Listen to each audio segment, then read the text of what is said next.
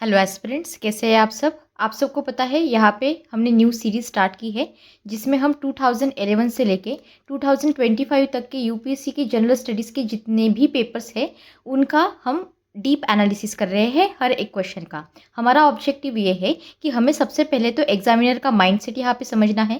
UPSC की जो important themes है उन्हें अच्छे से याद करना है। मैं यहाँ पे आपको कुछ ट्रिक्स बताऊंगी जिससे कि आप इन्फॉर्मेशन को यहाँ पे ही याद कर सके। इसके साथ साथ हमें यहाँ पे एलिमिनेशन ट्रिक्स को समझना है।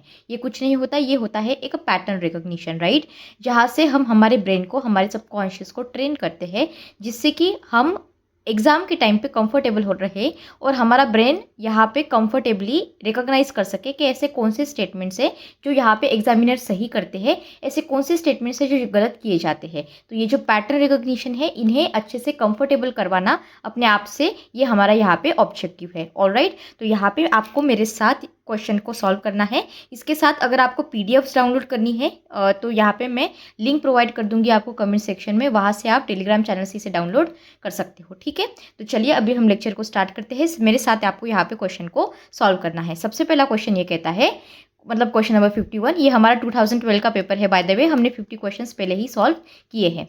What is the difference between the antelopes oryx and chiru. ठीक है, अब देखो यहाँ पे वैसे मैंने क्वेश्चन में आपको यहाँ पे इमेज भी दी है, ये आपका आ जाता है ऑरिस्क, ठीक है, और ये है हमारे चिरू।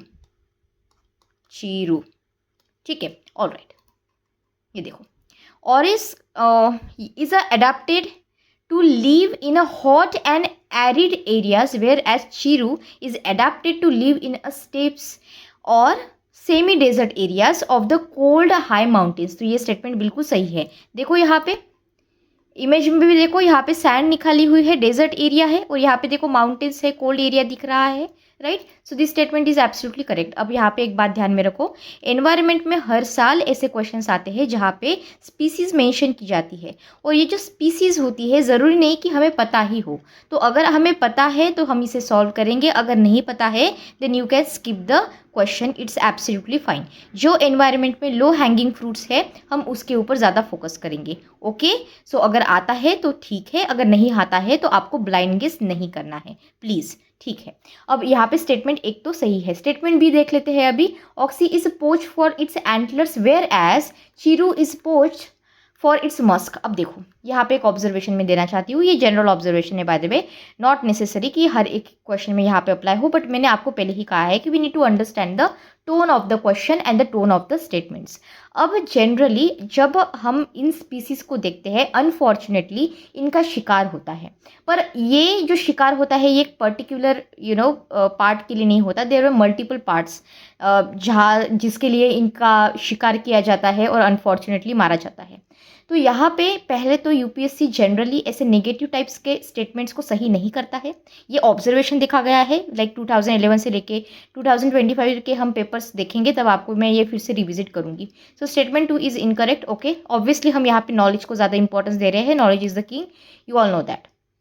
स्टेटमेंट सी देख लेते हैं, ऑरिस्क exist in the western India only whereas chiru exist in a north east India only. No, absolutely not. देखो यहाँ पे स्टेटमेंट का टोन समझो, हम यहाँ पे ओनली देख के यहाँ पे कैंसिल नहीं कर रहे हैं, लेकिन अगर एक ही पर्टिकुलर स्पीसीज को आप जब नैरो डाउन कर देते हो एक पर्टिकुलर हैबिटेट में ही, और यहाँ पे ठीक है एक तो स्पीसीज ठीक है, यहाँ पे यूपीएससी ने वैसे क्वेश्चन पूछा है कि यहाँ पे आई थिंक लायंस के ऊपर था, एशियन लायंस सिर्फ इंडिया में पाए जाते हैं, फिर 2 हम्प जो कैमल होते हैं वो मतलब यहाँ पे इंडिया में पाए जाते हैं, तो ऐसे क्वेश्चंस पूछे हैं, that's a different thing. But मैं आपको क्या समझाना चाहती हूँ वो समझो। यहाँ पे मेरा ऑब्जर्वेशन ये है कि आप किसी जो यूनिक स्पीसीज है उसको नैरो डाउन कर दे रहे हो बस एक ही हैबिटेट में। हो सकता है कि मल्टीपल 2 से ज़्यादा यहाँ पे हैबिटेट्स रहे हो और आपको एक ही नहीं, आप एक स्टेटमेंट में 2 यहाँ पे चीज़ें दे रहे हो, तो maybe there is some catch, यहाँ पे कुछ गलत किया होगा, तो ऐसे स्टेटमेंट को गलत करने की पॉसिबिलिटी बढ़ जाती है। This is just the kind of observation. Okay,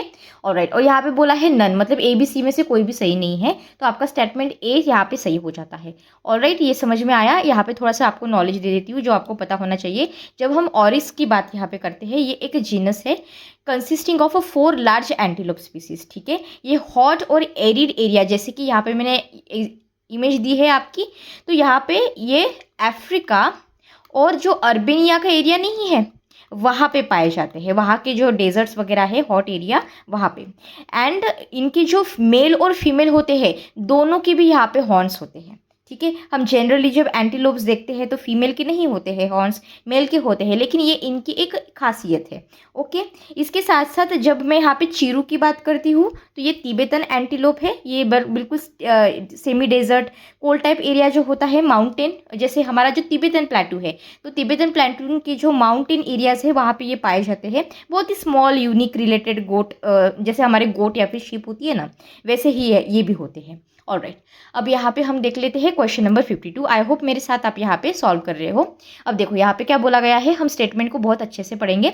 in India, other than ensuring that the public funds are used efficiently and for intended purpose, what is the importance of the office of comptroller and auditor general of India। यहाँ पे significance पूछा है CAG का। Okay, तो statement 1 देख लेते हैं। CAG exercises exchequer control on the behalf of a parliament when a president of India declares national emergency and financial emergency। क्या ये स्टेटमेंट सही है? नहीं, ये स्टेटमेंट सही नहीं है। मैंने आपको बताया है पॉलिटी में सिर्फ और सिर्फ आपका नॉलेज काम आएगा। अगर आपको पता है then you can solve it, अगर नहीं पता है तो यहाँ पे हम एजुकेटेड गेस लेंगे। अगर जो मतलब जो आपका ऑलरेडी एग्जिस्टिंग नॉलेज है उससे अगर कुछ एलिमिनेट होके हम स्टेटमेंट तक पहुंच रहे हैं तो अच्छी बात है। अगर नहीं, आपको कुछ भी अंदाज़ा नहीं है तो skip the question. Okay, don't solve it, क्योंकि पॉलिटी में यहाँ पे गलत होने की पॉसिबिलिटी ज़्यादा हो जाती है। अगर आपने मल्टीपल टाइम्स रिविजन किया है then you will be comfortable enough to solve the questions. Alright, तो स्टेटमेंट 1 आपका यहाँ पे इनकरेक्ट है। फिर यहाँ पे हम ये देख लेते हैं, CAG report on a execution of a projects or the programs by the ministries are discussed by public accounts committee। Discuss होते हैं पब्लिक अकाउंट्स कमेटी में। अब ये यहाँ पे स्टेटमेंट बिल्कुल सही है। स्टेटमेंट 3 देख लेते हैं क्या बोलता है। Statement 3, information from CAG reports can be use by investigating agencies to press charges against those who have violated the law while managing the public finances. Yes, absolutely correct. अब स्टेटमेंट 4 देख लेते हैं। While dealing with the audit and accounting of the government companies, CAG has a certain judicial power for prosecuting those who violate the law। This is absolutely incorrect। तो यहाँ पे आपका answer आ जाता है C। 2 and 3 यहाँ पे आपका सही स्टेटमेंट है। यहाँ पे प्लीज याद रखना, CAG वैसे इंपॉर्टेंट है, यूपीएससी फिर से क्वेश्चन इसके ऊपर पूछ सकते हैं। CAG does not exercise direct control over the government spending. Please यहाँ पे CAG का हाँ बिल्कुल काम है, ये देखते हैं कि पब्लिक फंड जो है ये एफिशिएंटली यूज हो रहे हैं, इंटेंडेड पर्पज के लिए यूज हो रहे हैं कि नहीं हो रहे हैं। लेकिन CAG यहाँ पे does not exercise direct control over the government spending. इतना समझ में आया है आपको? ठीक है, ऑलराइट। अब हम यहाँ पे क्वेश्चन नंबर 53 देख लेते हैं क्या कह रहे हैं यहाँ पे। Question number 53, consider the following statements. ठीक है, the most effective contribution made by Dadabhai Naoroji. Dadabhai Naoroji personality के बेस्ट क्वेश्चन हमेशा आते हैं यूपीएससी में हिस्ट्री से। ठीक है, to cause the Indian national movement was that, first देख लेते हैं, he exposed the economic exploitation of India by the Britishers। yes, ये इन्होंने काम किया था। then second, interpreted the ancient Indian text and restored the self confidence of the Indians। नहीं, इन्होंने ऐसा कोई इंटरप्रिटेशन नहीं किया है एंशियंट टेक्स्ट का, तो ये आपका स्टेटमेंट गलत हो जाता है। स्टेटमेंट 3 यहाँ पे कहता है, stressed the need for eradication of all the social evils before anything else। तो यहाँ पे ये भी स्टेटमेंट गलत हो सकता है। ऐसा हो सकता है कि आपने बुक पढ़ी हो और आपको लग सकता है मे बी स्टेटमेंट 3 सही हो यहाँ पे, लेकिन it was not his primary objective over here. Statement 1 आपका यहाँ पे करेक्ट हो जाता है। तो दादा भाई नौरोजी के केस में आपको ये याद रखना है, Dadabhai Naoroji was credited with doing an economic analysis of a British rule. Economic analysis ये इनका इंपॉर्टेंट पार्ट है। ठीक है, इकोनॉमिक एनालिसिस जिसे कंसिडर किया जाता है बिगेस्ट कंट्रीब्यूशन, खास करके मॉडरेट से। समझ में आया? यहाँ पे इन्होंने ड्रेन ऑफ वेल्थ की जो थेरी है ना, ड्रेन ऑफ वेल्थ की थेरी को यहाँ पे रखा था, जिसमें इन्होंने ये स्टेट किया कि Britain was completely draining India. ठीक है, उनकी एक उन्होंने ये मेंशन भी किया है एक बुक है जिसे poverty and un British rule, I think यही कहते हैं इसमें। प्लस यहाँ पे जो हमारे दादा भाई नौरोजी है वो एक स्कॉलर थे, ये आप सबको पता है। He is not particularly known for the interpreting ancient Indian text. और यहाँ पे दादा भाई नौरोजी ने अब देखो यहाँ पे स्टेटमेंट 3 आपका क्यों गलत हो सकता है, क्योंकि आपने पढ़ा हुआ है, आप ऐसा सोच सकते हो कि दादा भाई नौरोजी ने तो मतलब सोशल रिफॉर्म में काम किया था। ऐसा तो नहीं है कि इन्होंने बिल्कुल काम नहीं किया था, he did advocate for social reforms, but बात यहाँ पे ये हो जाती है कि he did not stress the need for eradication of all the evil, मतलब इतना ज़्यादा यहाँ पे इतना फोकस नहीं था। पर एग्जाम कंडीशन में आपको अगर आपको ऐसा लगता है तो इट्स ओके, बट स्टेटमेंट 1 यहाँ पे सही है। ऑलराइट, क्वेश्चन नंबर 54 देख लेते हैं अभी क्या कहता है। बायोमास गैसिफिकेशन के बारे में क्वेश्चन पूछा गया है। Biomass gasification is considered to be one of the sustainable solutions to the power crisis in India. हाँ बिल्कुल। In this context which of the following statements is are correct. अब एक एक करके सॉल्व करते हैं, मेरे साथ आप इसको सॉल्व करो, ठीक है। ऑलराइट, स्टेटमेंट यहाँ पे बोला है कोकोनट शेल, ठीक है, यहाँ पे इसको होल्ड करके रखते हैं कोकोनट शेल। देन अच्छा, कोकोनट शेल के पास कोकोनट शेल के साथ साथ यहाँ पे ग्राउंडनट शेल्स भी है, राइस हस्क भी है। It can be used in a biomass gasification, fine. Then the combustible gases generated from the biomass gasification consist of a hydrogen and carbon dioxide only. अब देखो स्टेटमेंट बी, यहाँ statement जो 2 है वो यहाँ पे क्या कर रहा है, ओनली देख के यहाँ पे मैं इसे इनकरेक्ट नहीं कर रही हूँ। आप क्वेश्चन की टोन को समझो, यहाँ पे क्या कह रहे हैं। अब लेट्स से कि आपको कुछ भी नहीं पता है, पर हम यहाँ पे थोड़ा सा लॉजिक लगाते हैं। अगर कंबस्टिबल गैसेस है जनरेट हो रही है किसी बायोमास गैसिफिकेशन के थ्रू, तो सिर्फ और सिर्फ 2 ही गैसेस होगी यहाँ पे, इससे ज़्यादा नहीं हो सकती। थोड़ा सोचो, सिर्फ 2 ही गैसेस है।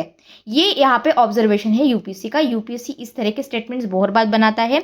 यहाँ पे हम फ्यूचर में भी ऐसे स्टेटमेंट्स देखेंगे, इस तरह के स्टेटमेंट्स यहाँ पे गलत होते हैं, ठीक है। तो जैसे ही आपको 2 समझ में आ गया कि 2 गलत है, तो आपके यहाँ पे 2 ऑप्शन तो वैसे ही चले गए, और इससे ये भी कंफर्म हो जाता है कि मेरा स्टेटमेंट 1 यहाँ पे सही है, ठीक है। अब स्टेटमेंट 3 देख लेते हैं।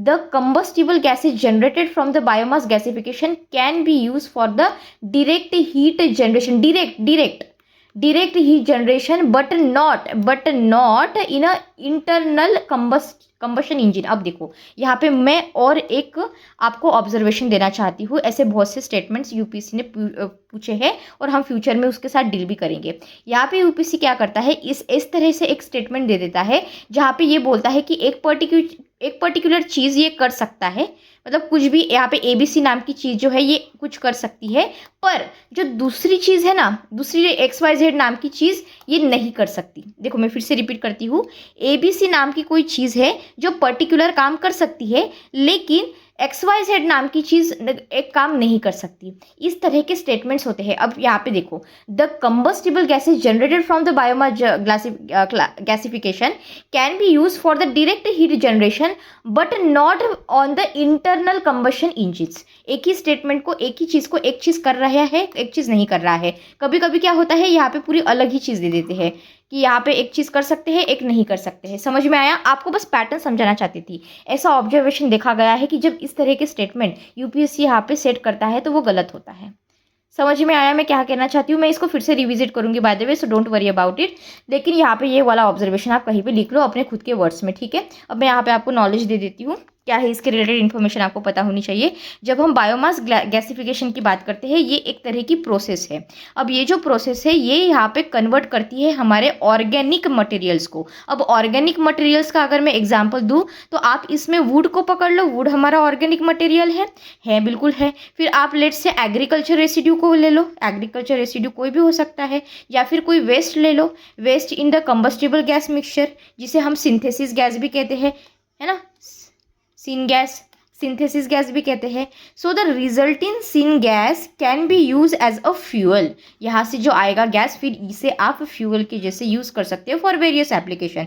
जैसे कि अब इसका एप्लीकेशन अगर मैं बताऊँ तो इलेक्ट्रिसिटी हो सकता है, इलेक्ट्रिसिटी जनरेशन, है ना, हीटिंग भी हो सकता है, या फिर एज अ फीड स्टॉक, आप फीड स्टॉक के जैसे यूज़ कर लो, कोई बात नहीं, for production of the biodiesel, अच्छा ये फीड स्टॉक किसके लिए है, for the production of biofuels, ठीक है, बायोफ्यूल्स या फिर जो केमिकल्स होते हैं ना उसके लिए। अब यहाँ पे जो स्टेटमेंट 1 दिया था जिसमें कोकोनट शेल की बात की गई थी, तो हाँ बिल्कुल कोकोनट शेल, ग्राउंडनट शेल या फिर जो राइस हस्क होते हैं, ये एग्जाम्पल्स है बायोमास के, इन्हें बिल्कुल बायोमास गैसिफिकेशन के लिए आप यूज़ कर सकते हो। कंबस्टिबल गैसेज जो है, जो मैंने आपको ऊपर बताई थी कि ये जनरेट होती है from the biomass gasification, do not consist of the hydrogen and carbon dioxide only, they इसके अलावा भी गैसेस होती है जैसे कि मीथेन होता है यहाँ पे, ठीक है, मीथेन तो बिल्कुल होता है, इसके साथ साथ आई थिंक कार्बन क्या कहते हैं उसे, हाँ कार्बन मोनोऑक्साइड, हाँ कार्बन मोनोऑक्साइड भी यहाँ से निकलता है, ठीक है। तो ऐसे क्वेश्चन रिपीट होते हैं, ऐसे स्टेटमेंट यूपीएससी ने रिपीट किए हैं, मैं फिर से बता रही हूँ। एंड अगर आप इसे अच्छे से रिकॉग्नाइज कर पा रहे हो then you will be comfortable enough to solve the questions, okay. Plus the combustible gases जो है they generated from the biomass classification, they can be use for the direct heat generation. और यहाँ पे सिर्फ और सिर्फ इसके ऊपर ही नहीं, तो यहाँ पे इंटरनल कंबशन के लिए भी इसका यूज़ होता है, तो आप इसको नैरो डाउन मत करो, ठीक है, नैरो डाउन कर देता है यूपीएससी स्टेटमेंट को, तो ये गलत होता है। 55 पढ़ लेते हैं अब यहाँ पे, if the national water mission is properly and completely implemented how will it impact the country, okay. अब देखो नेशनल वाटर मिशन के ऊपर क्वेश्चन आया है, इस तरह के जो क्वेश्चंस होते हैं यहाँ पे हम ऑब्वियसली नेशनल वाटर मिशन के बारे में पढ़ते हैं जब हम प्रिपेयर करते हैं, लेकिन ज़रूरी नहीं है कि इस पर्टिकुलर चीज़ को हमने डिटेल में पढ़ा हो, राइट, या फिर हमें याद हो, but somehow we need to manage to get to the answer and that's why हमें यहाँ पे पैटर्न रिकॉग्निशन की ज़रूरत पड़ती है। अब स्टेटमेंट 1 यहाँ पे देख लेते हैं हम, part of a water need of a urban areas will be made through the recycling of the waste water, ठीक है, यहाँ पे हम इसे होल्ड करके रखते हैं। ऑलराइट, अब हम स्टेटमेंट 2 को यहाँ पे पढ़ लेते हैं, क्या कहता है, water requirements of a coastal cities with inadequate alternative sources of water will be met by adopting the appropriate technology that allow for the use of the ocean water, ठीक है, इसे भी हम होल्ड करके रखते हैं। स्टेटमेंट 3 देख लेते हैं, all the rivers of Himalayan origin will be linked to the rivers of the peninsular India. अब यहाँ पे देखो स्टेटमेंट 3 को अच्छे से पढ़ो फिर से, ऑल द रिवर्स, जितने भी रिवर्स है जो हिमालयन ओरिजिन की है, जैसे कि हमारी गंगा या फिर जो हमारी इंडस रिवर सिस्टम है, ब्रह्मपुत्र रिवर्स है, गोमती, घाघरा, सारी रिवर्स यहाँ पे आ गई, ठीक है। तो सारी की सारी जो रिवर्स है हिमालयन ओरिजिन की, उनको हम लिंक करेंगे to the river of peninsular India, मतलब हमारे पेनिनसुलर इंडिया की जो रिवर्स है यहाँ पे हमारी कृष्णा, कावेरी, ये सारी इनके साथ, ये कितना एग्जाजरेटेड स्टेटमेंट हो गया, आपको समझ में आया। हमारा रिवर लिंकिंग प्रोजेक्ट ही तो इतना मतलब हो नहीं पा रहा है, it is like next to impossible. यहाँ पे इतनी ज़्यादा डिफिकल्ट टोपोग्राफी है, it is expensive, there are lot of constraints over here. Statement 3 कैसे सही होगा, समझ में आया, मतलब कि मैंने अपने एग्जिस्टिंग नॉलेज से इतना तो पता कर लिया है कि स्टेटमेंट 3 तो मेरा सही नहीं हो सकता। इस लॉजिक से मैं यहाँ पे स्टेटमेंट 3 को इनकरेक्ट कर देती हूँ, तो मतलब मेरा यहाँ पे ये पता चल गया कि मेरा स्टेटमेंट 1 तो बिल्कुल सही है, ठीक है। अब मुझे स्टेटमेंट 2 तो मैंने पढ़ लिया, अब लेकिन अब यहाँ पे स्टेटमेंट 4 भी पढ़ लेते हैं, एक बार और चीज़ें कंफर्म हो जाएंगी। The expenses incurred by the farmers for digging borewells और फॉर इंस्टॉलिंग द मोटर्स और the pumps set to draw ground water will be completely reimbursed by the government. क्या गवर्नमेंट ऐसे करते हैं, किसी भी चीज़ को जब हम फार्मर्स के रिलेटेड देखते हैं, government give subsidies, government provide help, government यहाँ पे फार्मर्स का पूरा काम यहाँ पे नहीं करते हैं। ये एक जनरल आइडिया भी आप दिमाग में रख सकते हो, ठीक है, ऐसा लॉजिक भी आप लगा सकते हो, ठीक है। तो यहाँ पे स्टेटमेंट 4 भी इनकरेक्ट हो जाता है, तो हम स्टेटमेंट 2 को फिर से पढ़ेंगे। The water requirement for the coastal cities will with inadequate alternative sources of water will be met by the adopting appropriate technologies that allows to use of the ocean water। इसमें तो कोई ऐसा ये नहीं है ना, इसमें कोई फैक्ट नहीं दिए है, इसमें कुछ ऐसी गलत बात नहीं है, पॉजिटिव स्टेटमेंट है, अच्छा स्टेटमेंट है, गलत होने की मतलब यहाँ पे कोई है नहीं, तो हमारा स्टेटमेंट 1 और 2 यहाँ पे आ जाता है करेक्ट, भी आपका स्टेटमेंट सही है। समझ में आया आपको, ठीक है। इस तरह से मैंने नहीं पढ़ा था नेशनल वाटर मिशन को, फिर भी I somehow manage to get to the answer. अब यहाँ पे देखो, जब मैं नेशनल वाटर मिशन की बात करती हूँ, ये एक तरह का वन ऑफ द मिशन है जो कि हमारी गवर्नमेंट ऑफ इंडिया ने बनाया था। इसे हमने किस लिए बनाया है, क्योंकि हमें एड्रेस करना था impact of climate change, particularly climate change का इम्पैक्ट जो हमारी वाटर रिसोर्सेज के ऊपर होता है उसके अंदर। अब ये जो इम्पैक्ट है क्लाइमेट चेंज का ऑन द वाटर रिसोर्सेज, ये आपका आ जाता है under the national action plan for climate change, ठीक है, NAPCC, ठीक है, ये वाला प्लान है। तो नेशनल वाटर मिशन का यहाँ पे एम क्या है, क्या क्या करेंगे, ये पानी के रिलेटेड चीज़ें हैं तो कंजर्वेशन करेंगे, पानी का कंजर्वेशन ही करेंगे ना, पानी वेस्ट ज़्यादा मत करो, कम करो। यहाँ पे हम इक्विटेबल डिस्ट्रीब्यूशन रखने की कोशिश करते हैं, ऐसा ना हो कि किसी पर्टिकुलर एरिया को ज़्यादा पानी मिल रहा हो, दूसरे एरिया को मिल ही ना रहा हो, तो हमें ये नहीं करना है। तो इक्विटेबल डिस्ट्रीब्यूशन होना चाहिए। यहाँ पे हम प्लान्स रखते हैं to meet the part of the water needs, particularly urban areas की। हम कोशिश करेंगे कि वेस्ट वाटर का रिसाइकल हो सके। हम कोशिश करेंगे कि कोस्टल सिटीज़ में इनएडिक्वेट एरिया जहाँ मतलब इनएडिक्वेट पानी जहाँ जहाँ पे मिलता है वहाँ पे हम मतलब अप्रोप्रिएट टेक्नोलॉजीज लाएं जो यहाँ पे ओशन वाटर के यूज़ को अलाउ करे। समझ में आया? लेकिन यहाँ पे एक पॉइंट है, हाउएवर जो मिशन है हमारा, it does not include the linking, ठीक है, that was the absurd question. और ऐसे स्टेटमेंट्स आते हैं, not question, I am so sorry, just मतलब एब्सर्ड स्टेटमेंट ऐसा बोल रही थी मैं, ठीक है, मतलब दैट इज ऑब्वियसली जो आप इनकरेक्ट कर सकते हो। Mission does not include any provision for the reimbursement of expenses incurred by the farmers, ठीक है।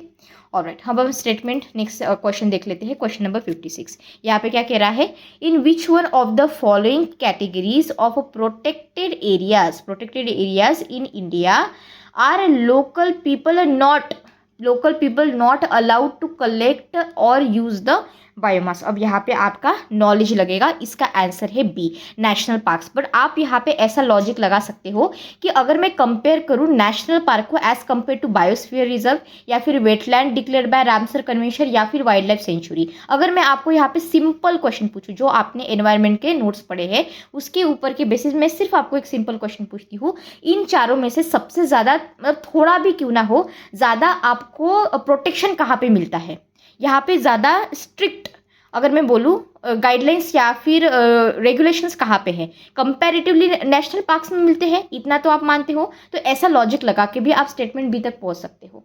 सो which among the following categories of protected areas in India, local people not allowed to collect and use the biomass, national parks. इस तरह से भी आप logic लगा सकते हो। अगर मैं यहाँ पे आप मतलब नॉलेज देने की बात करूँ तो जब हम बायोस्फीयर रिजर्व्स की बात करते हैं, वाइल्ड लाइफ सेंचुरीज की बात करते हैं, वेटलैंड्स की बात करते हैं, of course under Ramsar convention local people को थोड़ा बहुत अलाउड होता है, वो कलेक्ट कर सकते हैं, यूज़ कर सकते हैं बायोमास को, of course under some restrictions, reasonable restrictions यहाँ पे होती है, मनमानी से यहाँ पे एक्सप्लॉयटेशन नहीं कर सकते हैं। नेशनल पार्क की अगर बात करूँ, लोकल पीपल जनरली अलाउड नहीं होते हैं। नेशनल पार्क यहाँ पे अलग से रखा हुआ होता है, यहाँ पे कंजर्वेशन प्रोटेक्शन होता है हमारी वाइल्ड लाइफ का, ठीक है, उनके हैबिटेट्स का स्ट्रिक्ट रेगुलेशन होती है, हमेशा याद रखना। नेशनल पार्क में हमेशा स्ट्रिक्ट रेगुलेशन होती है। अगर ये वाली भी इन्फॉर्मेशन आप याद रखोगे ना तो फ्यूचर में और एक क्वेश्चन आएगा, उसको आप सॉल्व कर पाओगे, ठीक है, क्योंकि ये मतलब इस टाइप का नेचर का क्वेश्चन आएगा फ्यूचर में, मैं आप रिविजिट करूँगी उससे, ठीक है।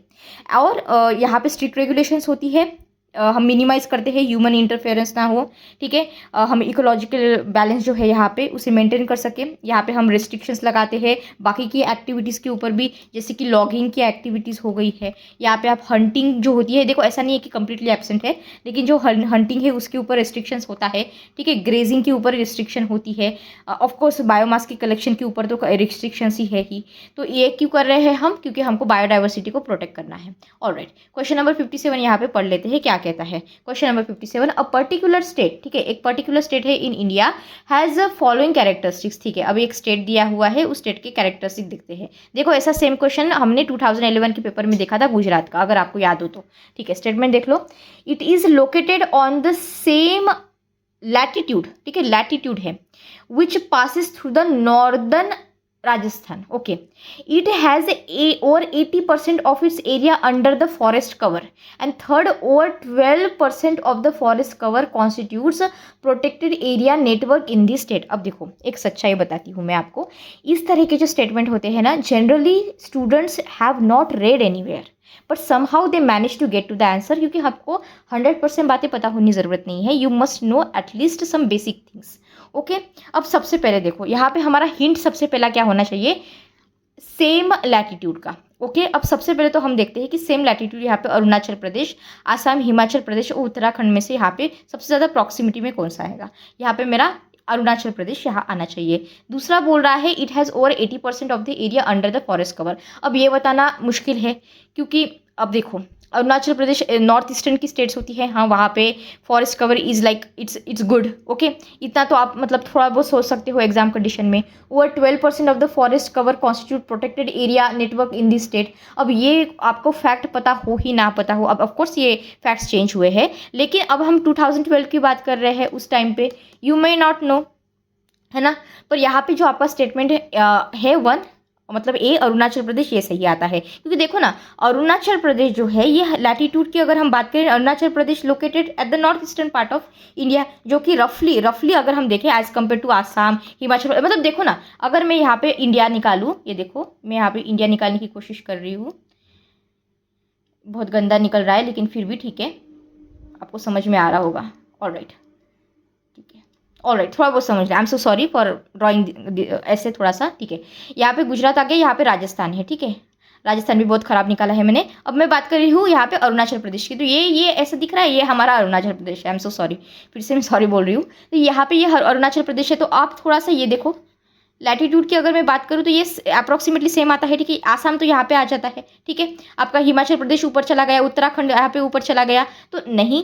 तो अब आपने एक ही स्टेटमेंट के ऊपर रह के आप आंसर तक पहुँच गए, आपने एलिमिनेट तो कर दिए कम से कम बाकी के ऑप्शंस, ठीक है। तो स्टेटमेंट वन आपका आ जाता है अरुणाचल प्रदेश का लैटिट्यूड, ये रफली मतलब सेम लैटिट्यूड पे है that of the northern Rajasthan, northern part बोला है पर्टिकुलरली। फॉरेस्ट कवर की बात करूँ तो हाँ बिल्कुल हमारे अरुणाचल प्रदेश में बहुत सारा फॉरेस्ट कवर है, boost over 80% of the forest cover. और प्रोटेक्टेड एरिया की अगर बात करूँ तो ये भी यहाँ पे स्टेटमेंट उसके हिसाब से दिया हुआ है। ऑलराइट, अब क्वेश्चन नंबर 58 को देख लेते हैं क्या कहता है। यहाँ पे बोला है विच of the following sets of elements was primarily responsible for the origin of the life on the earth. ठीक है, इस तरह के क्वेश्चन आते हैं, रिपीट होते हैं, and it's very easy to solve first of all. ठीक है, क्या बोल रहा है, सेट ऑफ एलिमेंट्स यहाँ पे दिए हुए हैं, प्राइमरीली रिस्पॉन्सिबल है for the origin of the life. अब ओरिजिन ऑफ लाइफ के लिए क्या ज़रूरी है, वो सारी चीज़ें हम देखते हैं। Oxygen, sorry hydrogen, oxygen, sodium. अब देखो मैं आपको एक बात बताती हूँ, जब अर्थ का फॉर्मेशन हो रहा था यहाँ पे तो ऑक्सीजन प्रेजेंट नहीं था, ये आपको फैक्ट पता होना चाहिए। देखो अगर मैं बहुत ही शॉर्ट और सिंपल टर्म्स में बताऊँ तो यहाँ पे पहले कार्बन डाइऑक्साइड था, यहाँ पे लाइफ फॉर्म आया, लाइफ फॉर्म जो यहाँ पे थी उसने यहाँ पे मॉडिफाई किया है हमारे एनवायरनमेंट को। ठीक है, और इसके ऊपर भी क्वेश्चन आया है, बाय द वे एक स्टेटमेंट में दिया गया है कि जो लाइफ का जब ओरिजिन हुआ था, अर्थ का जब ओरिजिन हुआ था, तब यहाँ पे जो लाइफ फॉर्म थी ये रिस्पॉन्सिबल है मॉडिफाई करने में यहाँ पे अर्थ के एनवायरनमेंट को। तो ये बिल्कुल सही स्टेटमेंट है। जब हमारा अर्थ नया नया बना था तो वहाँ पे ऑक्सीजन प्रेजेंट नहीं था। ठीक है, यहाँ पे जो भी लाइफ फॉर्म आई है उन्होंने इसे मॉडिफाई किया है, ऑक्सीजन बाद में आया है, तो ऑक्सीजन तो स्टेटमेंट में नहीं आ सकता। ये भी आप थोड़ा सा लॉजिक यहाँ पे लगा सकते हो। यहाँ पे कार्बन था, बिल्कुल था, नाइट्रोजन था, सॉरी हाइड्रोजन था, बिल्कुल था, नाइट्रोजन था, यस। तो यहाँ पे ऑक्सीजन नहीं आएगा। ठीक है, कार्बन, हाइड्रोजन एंड नाइट्रोजन ये थे, कार्बन, हाइड्रोजन, पोटेशियम नहीं। यहाँ पे ये तीन जो मेन स्टेट्स है ये यहाँ पे इसका आंसर बन जाता है। ठीक है, origin of life is on earth is believed to have been initiated by the formation of a complex organic molecules। ठीक है, अब जो कॉम्प्लेक्स ऑर्गेनिक मॉलिक्यूल्स होते हैं उसमें कार्बन डाइऑक्साइड आता है, उसमें हाइड्रोजन आता है और नाइट्रोजन आता है। ये इसेंशियल एलिमेंट्स है किसके लिए, development of fundamental building blocks of life. ठीक है, फील्ड, अच्छा यहाँ पे जल्दी से हम रिवाइज कर लेते हैं जो हमारे इसेंशियल फंडामेंटल, ठीक है, फंडामेंटल बिल्डिंग ब्लॉक्स कौन सा होता है लाइफ का, हमारे अमीनो एसिड्स होते हैं। ठीक है, हम नाइट्रोजन साइकिल के बारे में पढ़ते हैं, राइट। अमीनो एसिड होते हैं, न्यूक्लिक एसिड होते हैं। न्यूक्लिक एसिड मतलब कौन सा, हमारा डीएनए। न्यूक्लिक एसिड क्या है, डीएनए, आरएनए है, राइट। और बाकी के बायोमोलिक्यूल्स, कार्बन क्या है, carbon is a central element. अगर हम ऑर्गेनिक केमिस्ट्री की बात करें तो ये बैकबोन है, सारे लिविंग ऑर्गेनिज्म का बैकबोन क्या है, कार्बन है, right. Forming the complex structure of the biomolecules, biomolecules का अगर आपको कॉम्प्लेक्स स्ट्रक्चर बनाना है कौन है वहाँ पे, कार्बन ही है। हाइड्रोजन और नाइट्रोजन क्या है, आर ऑल्सो क्रूशियल एलिमेंट्स जो पार्टिसिपेट करते हैं फॉर्मेशन ऑफ ऑर्गेनिक मॉलिक्यूल्स में। ये प्रोवाइड करते हैं नेसेसरी बॉन्डिंग जहाँ पे ज़रूरत हो, फंक्शनल जो फंक्शनल ग्रुप्स होते हैं उसके लिए भी। सो द अदर सेट्स, यहाँ पे अदर सेट्स के बारे में अगर बताऊँ तो क्या क्या प्रॉब्लम्स आ रही है, मैंने आपको वो बताया, not primarily the elements responsible for the origin of life. Oxygen, sodium, calcium, phosphorus, ये इंपॉर्टेंट एस्पेक्ट्स है। लेकिन जो मैंने लॉजिक आपको बताया ना, वो लॉजिक भी अगर आप लगाओगे तो भी आप आंसर तक पहुंच सकते हो, ये मुझे आपको बताना था। इस तरह का जो आपका मतलब नॉलेज है आपके पास, उसको लगा के भी आप आंसर तक पहुंच सकते हो। That is what I wanted to tell. Question number 59 देख लेते हैं। In area covered under the panchayat extension of scheduled area act 1996, ये हमने एम लक्ष्मीकांत पॉलिटी का जब मैंने पढ़ाया था तब मैंने आपको पेशा के बारे में बहुत अच्छे से पढ़ाया था, राइट। पेशा का क्वेश्चन फिर से रिपीट हुआ है बाय द वे, लेकिन यहाँ पे समझ लो इसके ऊपर क्वेश्चन पूछा गया है, ठीक है। Areas, particularly areas covered under पेशा, व्हाट इज द रोल और द पावर ऑफ अ ग्राम सभा। ग्राम सभा की पावर्स यहाँ पे क्या क्या है, इसके ऊपर फिर से क्वेश्चन आ सकता है, ट्रस्ट मी। यहाँ पे आया भी है, वैसे यूपीसी को ये पसंद है ऐसे कॉम्प्लेक्स क्वेश्चंस पूछना, तो यहाँ पे ये फिर से रिपीट हो सकता है, तो प्लीज आप ध्यान से पढ़ लो, ध्यान से सुन लो इसमें, ठीक है। सबसे पहला स्टेटमेंट बोला गया है कि Gram Sabha has the power to prevent alienation of land in the scheduled area. हाँ, बिल्कुल ये स्टेटमेंट बिल्कुल सही है, ग्राम सभा के पास ये पावर होती है।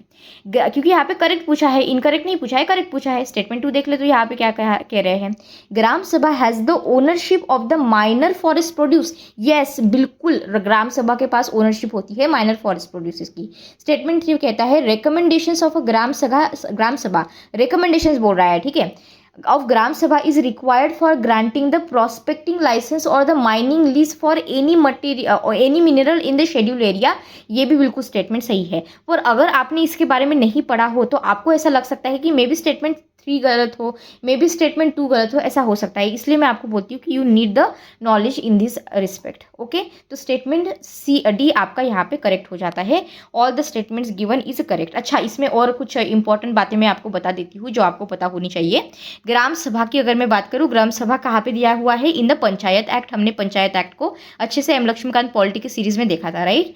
It was entrusted with a wide ranging powers. अब वो पावर्स क्या थी, जहाँ पे इसमें हम कंसल्टेशन की भी बात करते हैं on the land acquisition of that of the ownership, ठीक है। पर्टिकुलरली जब हम माइनर फॉरेस्ट प्रोड्यूस की बात कर रहे हैं उसके ऊपर, लीजेस अगर आपको लीज देनी है माइनर मिनरल्स के ऊपर, उसके यहाँ पे भी, तो स्टेटमेंट 2 तो करेक्ट है। अब देखो ये जो पर्टिकुलर एक्ट है पेशा का, ये यहाँ पे पार्ट 9, यहाँ पे पार्ट 9 यहाँ इंपॉर्टेंट हो जाता है शेड्यूल एरिया का, वहाँ पे ये एक्सटेंड होता है। पेशा यहाँ पे ऐसा पावर लाता है जो मतलब ग्राम सभा की लेवल तक आ जाता है, ठीक है, ग्राम सभा की लेवल तक। पेशा यहाँ पे एक लॉ है जो हमने एनैक्ट किया है, मतलब गवर्नमेंट ऑफ इंडिया ने। यहाँ पे आपकी जो शेड्यूल्ड एरियाज है ये कवर होते हैं।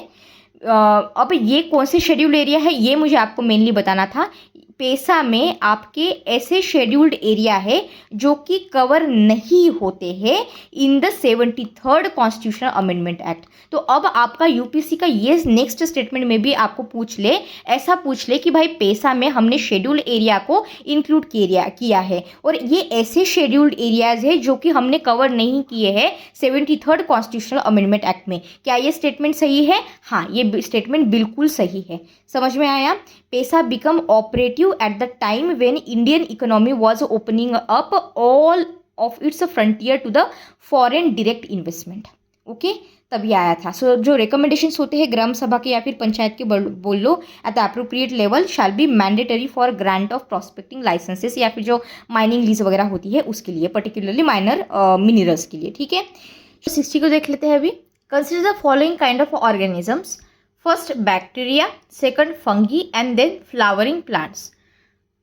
Some species of which of the above kind of organisms are employed as a biopesticides? Okay, अब देखो स्टेटमेंट का टोन समझो। सबसे पहले मैंने आपको ये प्रीवियस लेक्चर्स में भी ऑब्जर्वेशन दिया है, अगर क्वेश्चन साइंस एंड टेक्स से आता है या फिर अगर एनवायरनमेंट के सेक्शन से क्वेश्चन आता है, तो पहले तो ये देखो कि क्वेश्चन क्या ब्रॉड है, और जब अगर क्वेश्चन आपका ब्रॉड हो तो आपको आंसर की तरफ जाना है, ऑप्शंस देखने हैं क्या आपके ऑप्शंस भी ब्रॉड है, और अगर कोई बहुत ही ऑब्वियस सा गलत स्टेटमेंट हो तो ही गलत करना है, अदरवाइज आपको ऑल ऑफ द स्टेटमेंट सही है ये मार्क करना है, राइट। अब इसमें देखो क्या हो रहा है, क्या बोला है, बैक्टीरिया, फंगी और फ्लावरिंग प्लांट्स है, सम स्पीसीज बोला है, कोई पर्टिकुलर स्पीसीज नहीं बोला है, बहुत जनरलाइज कर दिया आपने, इस क्वेश्चन को बहुत ब्रॉड कर दिया बस ये कीवर्ड यूज करके। सम देख के मैं कुछ नहीं कर रही हूँ, मैं ये समझ रही हूँ कि ये क्वेश्चन का टोन कैसे बदल रहा है। Some species of which of the above kind of organisms are employed as a biopesticides, ऐसे कुछ ना कुछ तो बैक्टीरिया में होगी ही, कुछ ना कुछ स्पीसीज जो ये काम करता हो, जो कि बायोपेस्टिसाइड्स का काम करता हो। फंगी में भी कोई ना कोई होगी फंगी जो यहाँ पे ये काम करता हो। फ्लावरिंग प्लांट्स भी हो सकते हैं, पूरी दुनिया इतनी बड़ी है, उसमें से कहीं ना कहीं पे तो ऐसे हो गए फ्लावरिंग प्लांट्स जो यहाँ पे ये रोल निभाते हो। तो आपका स्टेटमेंट यहाँ पे 1, 2 एंड 3 ये सारा हो जाता है। ठीक है, तो यहाँ पे अगर मैं स्पेसिफिक होकर बात करूँ तो बायोपेस्टिसाइड जो होते हैं ये सर्टन टाइप के पेस्टिसाइड्स होते हैं जो हम डिराइव करते हैं नेचुरल मटेरियल्स से। अब नेचुरल मटेरियल आपका इसमें आपके एनिमल्स आ जाते हैं, प्लांट्स और बैक्टीरिया तो आ ही जाते हैं, और कुछ सर्टन मिनरल्स भी इसमें इंक्लूड हो जाते हैं। बैक्टीरिया, फंगी और flowering plants all have the species that are use as a biopesticides. ठीक है, अब मैं अगर पर्टिकुलरली अगर मुझे आप एग्जाम्पल बोलो कि मैम एग्जाम्पल दो, तो यहाँ पे बैक्टीरिया का आपका एग्जाम्पल आ जाता है बैसिलस थुरिंजेंसिस। ये एक बैक्टीरिया है जो बायोपेस्टिसाइड्स का यहाँ पे काम करता है। ठीक है, ये क्या करते हैं, ये प्रोटीन को प्रोड्यूस करते हैं। ये यहाँ पे बैक्टीरिया का क्या करता है, प्रोटीन को प्रोड्यूस करता है, और ये यहाँ पे ये जो पर्टिकुलर प्रोटीन है टॉक्सिन्स बनाता है। ठीक है, और ये टॉक्सिन्स कुछ सर्टन काइंड ऑफ इंसेक्ट्स के लिए होते हैं, और फंगी भी यहाँ पे can use as a biopesticide. Fine, 61 को आप पढ़ लेते हैं। How do district rural development agencies DRDAs help in reduction of the rural poverty in India? Statement 1 को पढ़ लो। DRDAs act as a panchayati raj institutions in a certain specified backward regions of a country, इसे hold करके रखते हैं। Statement 2 को पढ़ लेते हैं। DRDAs undertake area specific scientific study of the causes of the poverty and mall nutrition and prepares a detailed remedial measures, इसे भी होल्ड करके रखते हैं। स्टेटमेंट 3 को पढ़ लेते हैं। DRDA secure intersectoral and interdepartmental cooperation for a effective implementation of a anti-poverty programs, इसे भी होल्ड करके रखते हैं। स्टेटमेंट 4 पढ़िए। DRDA watch over and ensure effective utilisation of funds intended for the anti poverty programme, इसे भी hold करके रखते हैं। क्या लगता है आपको इसमें से कौन सा आंसर सही होगा? यहाँ पे आप कमेंट सेक्शन में भी आंसर को लिख सकते हो, या फिर आपकी बुक में भी लिख सकते हो, नो प्रॉब्लम एट ऑल। यहाँ पे जो आंसर है ये है आपका स्टेटमेंट 2 और स्टेटमेंट 3 और स्टेटमेंट 4 करेक्ट। ठीक है, आपका आंसर भी यहाँ पे सही हो जाता है। अब देखो, जब मैं DRDAs की बात करती हूँ, ये है डिस्ट्रिक्ट रूरल डेवलपमेंट एजेंसीज। अब ये नेसेसरी स्टेप लेती है जिससे कि हम यहाँ पे अवेयरनेस रिगार्डिंग जो पर्टिकुलरली जब हम रूरल डेवलपमेंट करते हैं तो रूरल डेवलपमेंट की रिगार्डिंग नेसेसरी स्टेप्स लेना, जिससे कि हम अवेयरनेस इंप्रूव कर सके, पावर्टी एलिविएशन कर सके, और पर्टिकुलरली जो रूरल पुअर लोग होते हैं उनके बीच काम करना, ये DRDA का काम होता है। अब DRDA यहाँ पे ट्रांसपेरेंसी को प्रमोट करने की कोशिश करता है। ये कोशिश करता है कि हम डिफरेंट एंटी पावर्टी प्रोग्राम जो है इसे इम्प्लीमेंट कर सके।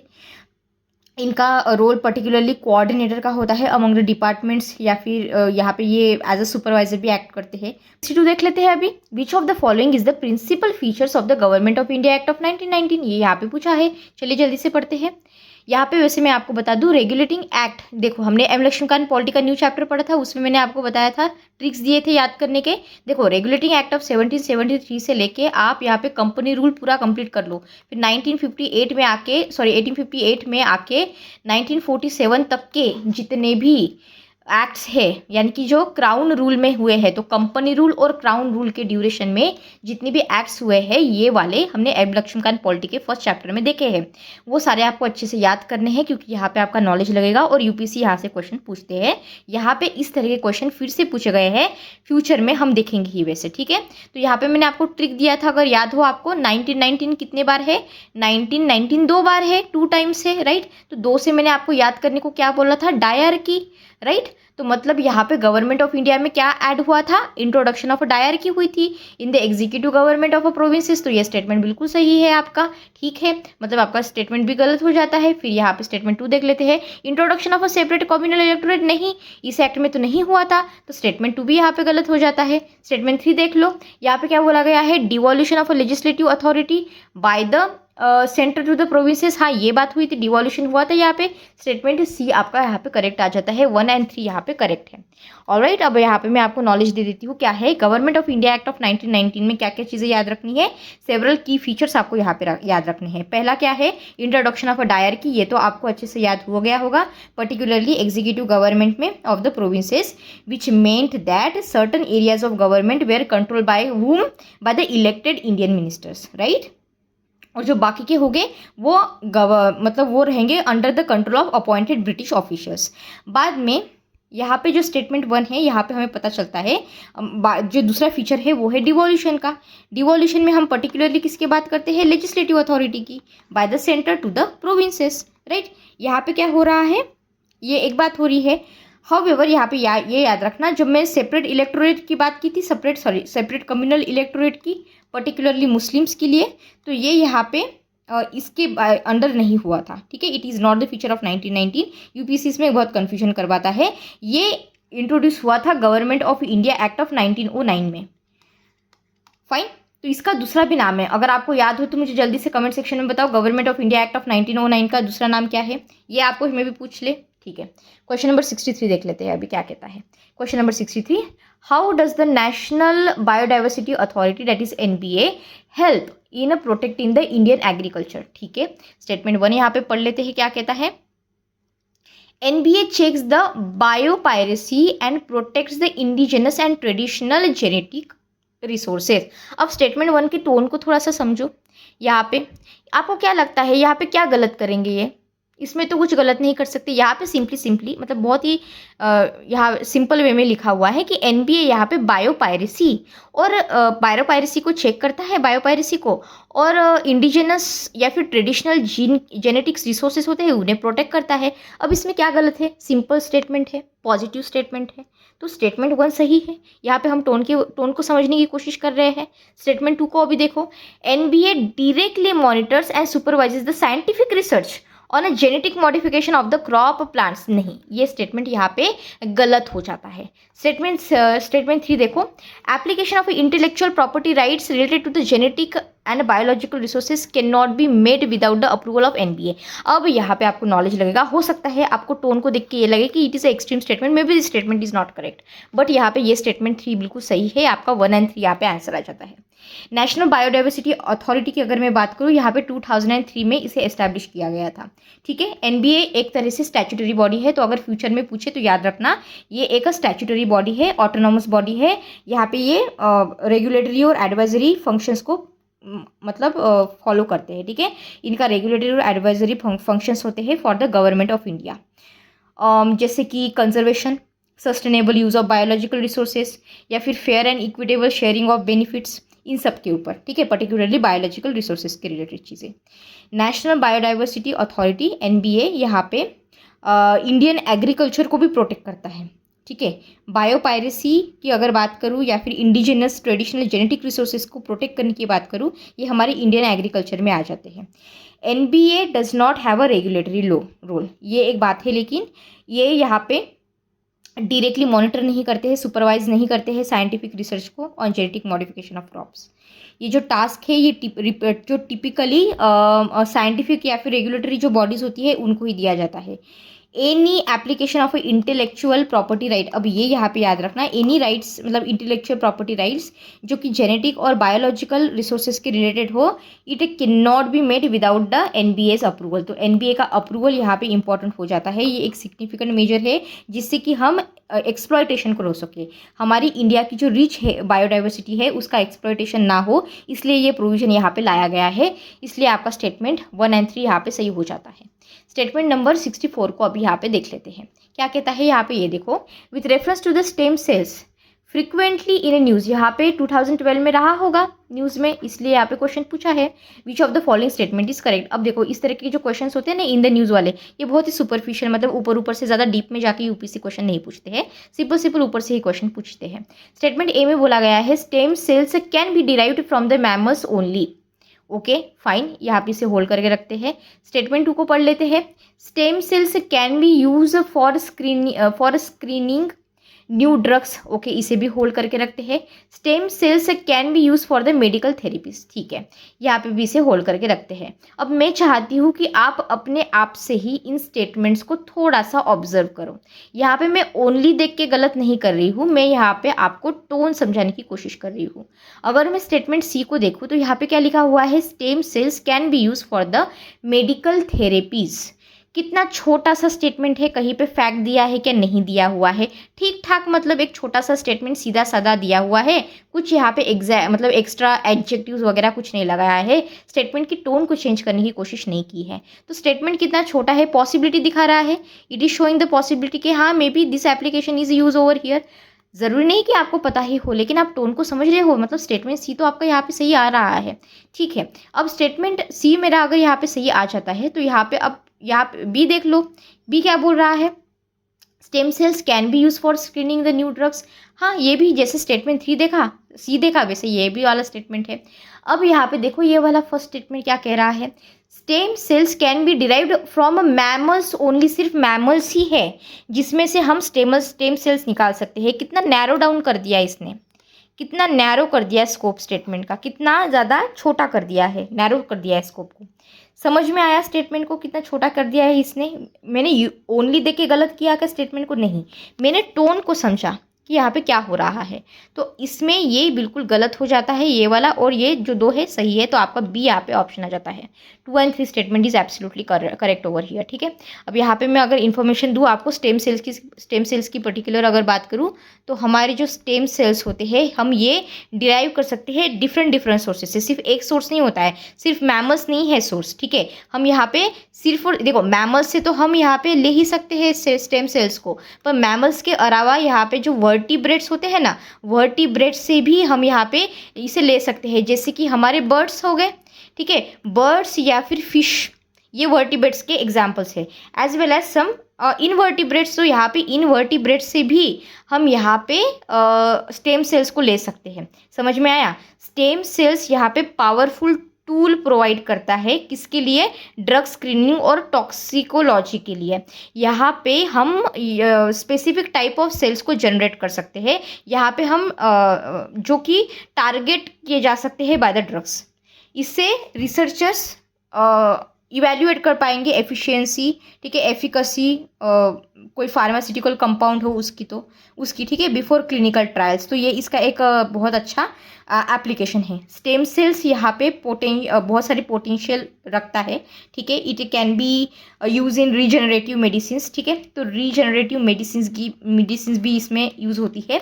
ये किस लिए यूज़ करते हैं हमें अगर कोई डैमेज टिश्यूज़ और ऑर्गन्स को लेट्स से रिपेयर करना हो, ठीक है, रिपेयर या फिर रिप्लेस करना हो कोई डैमेज टिश्यू और ऑर्गन को, तो उसमें इसका यूज़ होता है। यहाँ पे और भी वाइड रेंज ऑफ एप्लीकेशन है, ठीक है। बोन मैरो का नाम आपने सुना होगा, बोन मैरो में भी इसका यूज़ होता है, बोन मैरो ट्रांसप्लांट। आपने स्टेम सेल थेरेपी के बारे में सुना होगा, ठीक है, फॉर सर्टन ब्लड डिसऑर्डर्स के लिए ये होता है। तो ये इसमें उस एक्सपेरिमेंट्स में ट्रीट करने के लिए इसे यूज़ किया जाता है। हार्ट डिसीजेज, डायबिटीज़ वगैरह, ठीक है, न्यूरो डिजेनरेटिव जैसे डिसीजेस होते हैं, तो मतलब एप्लीकेशंस बहुत सारे हैं। इतना ही मुझे आपको बताना था, तो आपको समझ में आ गया होगा कि आपको कैसे सोचना है एग्जाम टाइम पे। अब क्वेश्चन नंबर 65 देख लेते हैं। Which of the following statements is are correct. यहाँ पे बोला गया है regarding the office of a Lok Sabha speaker consider the following statement. He or she, अब देखो पॉलिटी के क्वेश्चन में आपको नॉलेज लगेगा, यहाँ पे कुछ ये नहीं कर सकते हम, ठीक है। ऑफिस देख रहे हैं हम लोकसभा के स्पीकर का, consider the following statements. He or she hold the office during the pleasure of the president. नहीं, ऐसा कुछ नहीं होता, ये गलत है। स्टेटमेंट 1 को जल्दी से गलत करो, लक्ष्मीकांत पढ़ो, you will be comfortable enough to solve the answers. Statement 2 देखो, यहाँ पे करेक्ट पूछा है, इनकरेक्ट नहीं पूछा है। Statement 2, he or she need not to be the member of the house at the time of his or her election but has to become the member of the house within the 6 months from the date of his or her election. नहीं, ये भी यहाँ पे नहीं है। He or she intend to resign the letter of his or her resignation has to be address by the deputy speaker. हाँ, ये बिल्कुल स्टेटमेंट सही है, तो स्टेटमेंट 3 आपका यहाँ पे करेक्ट हो जाता है। अब यहाँ पे क्या है, जब हम स्पीकर की बात करते हैं लोकसभा के, does not hold the office during the pleasure of the president. President का प्लेजर का यहाँ पे कोई भी नाता नहीं है, यहाँ ये ऐसे ही यूपीएससी क्वेश्चन पूछता है। नहीं है, कोई नाता नहीं है यहाँ पे। Speaker remain in the office until the immediate dissolution of Lok Sabha. तो लोकसभा का जब तक डिसोल्यूशन नहीं हो जाता तब तक हमारे स्पीकर वहाँ पे ही रहेंगे।